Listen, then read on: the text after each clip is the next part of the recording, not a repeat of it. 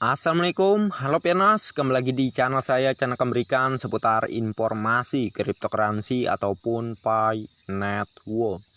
Sebelum saya melanjutkan, jangan lupa tekan tombol like dan subscribe-nya, dan jangan lupa juga aktifkan notifikasi loncengnya agar setiap saya mengupload video terbaru ke depannya, tentunya Andalah yang akan lebih awal menerima notifikasinya ya.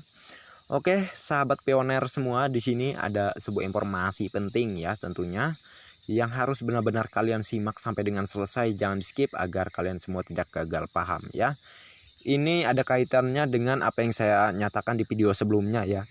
Saya akan menjelaskan ya mengenai kenapa Picoin itu sangatlah pantas berharga tinggi ya, bahkan bisa melebihi dari harga konsensus global untuk nilai Picoin ke depan ya. Oke, langsung saja disimak ya. Sebelumnya ada sebuah komentar dari yang namanya Asta gitu ya, 8383 ya, di video saya sebelumnya. Ini komentarnya ya. Gak usah muluk-muluk secara nilai GCP, saya setuju banget. Tapi apa realistis katanya dengan supply 100 miliar bung katanya ya. Oke, terus kata Bunda Humaira 4224 ya.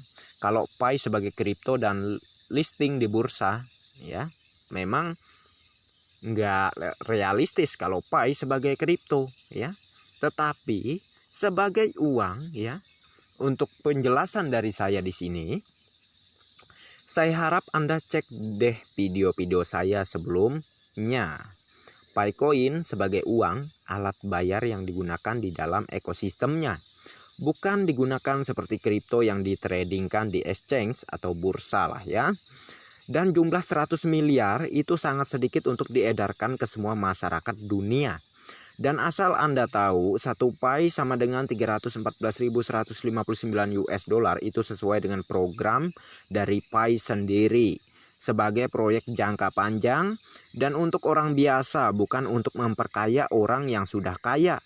Itulah mengapa Picoin harus tinggi nilainya, agar orang-orang kaya atau investor hanya bisa menjadi vendor untuk mendapatkan Picoin dan tidak bisa menjadi paus koin gitu ya. Karena nilai Picoin yang sangat tinggi, semoga dipahami ya. Saya yakin ya, orang-orang cerdas ya, seperti misal yang setingkatan seperti Pak Kim Hawong yang saya bahas di video sebelumnya akan sependapat dengan saya ya, akan sependapat dengan saya. Dan untuk kalian yang nonton ya, saya yakin kalian pasti akan sependapat dengan saya. Tapi beda halnya dengan orang yang menyamakan Picoin dengan kripto, dia akan bertentangan dengan apa yang sudah saya jelaskan di sini ya. Picoin itu sebagai uang ya, digunakan di dalam ekosistemnya ya, sebagai alat bayar ya, sudah jelas ini ya. Picoin sangat kecil kemungkinan bisa terdaftar di bursa atau exchange ya.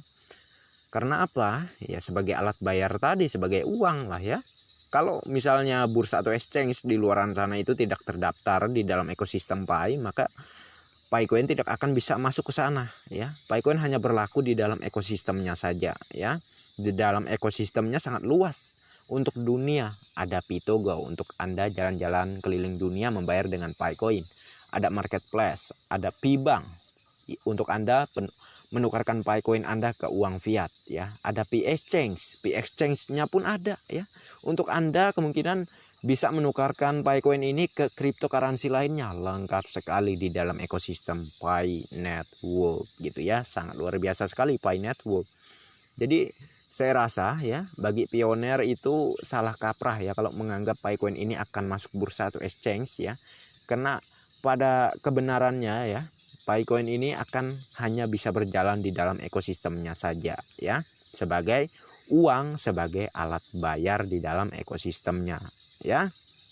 Itulah mengapa nilainya akan sangat tinggi ya, bahkan nilainya akan lebih tinggi dari konsensus yang sudah disepakati oleh China. Kalau pioner banyak misalnya menggunakan nilai konsensus dari Amerika Serikat, yaitu 1 juta US dollar untuk per satu Picoinnya ya. Itu tidak menutup kemungkinan kalau misal ya, kalau misal Pi saat bertransaksi Pioneer itu menggunakan nilai tersebut ya, kebanyakan menggunakan nilai tersebut karena pihak core team akan menghargai nilai yang sering ditransaksikan para Pioneer ya. Kalau nilai terbanyak yang sering Pioneer gunakan saat bertransaksi, maka nilai itulah yang akan menjadi nilai awal Picoin di awal open mainnet ke depannya ya, kurang lebih begitu.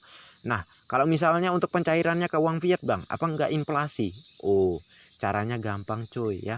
Tentu ada batasan ya. Tidak akan inflasi. Ada batasannya untuk pencairan Picoin ke uang fiat ya.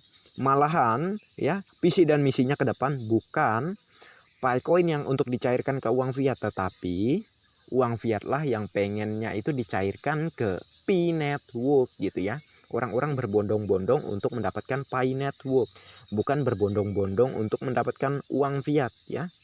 Karena Picoin ini kurang lebih sudah seperti uang yang digunakan untuk antar negara ya. Bisa membeli barang apapun antar negara ya, bukan di dalam negeri, bukan di dalam satu negara, tetapi di semua negara ya. Nah, itulah hebatnya Picoin sebagai uang untuk seluruh negara ya. Tetapi untuk Indonesia masih pembatasan ya.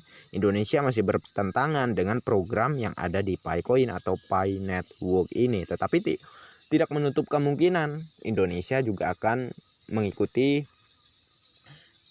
langkah-langkah ataupun cara dari luar negeri ya, dari negara-negara luar negeri gitu ya. Kalau misalnya negara-negara luar sudah menerima Picoin sebagai uang, sebagai alat bayar, ya mau tidak mau, suka tidak suka, Indonesia pun kagak ada pilihan lain ya. Kalau Indonesia tidak mengikuti cara negara luar ya, mengikuti kemajuan dari negara luar yang sudah menerima Picoin ya, maka Indonesia akan tertinggal ya, kurang lebih begitulah ya. Sahabat Pioneer, saya yakin kalian sudah paham lah terkait ini ya.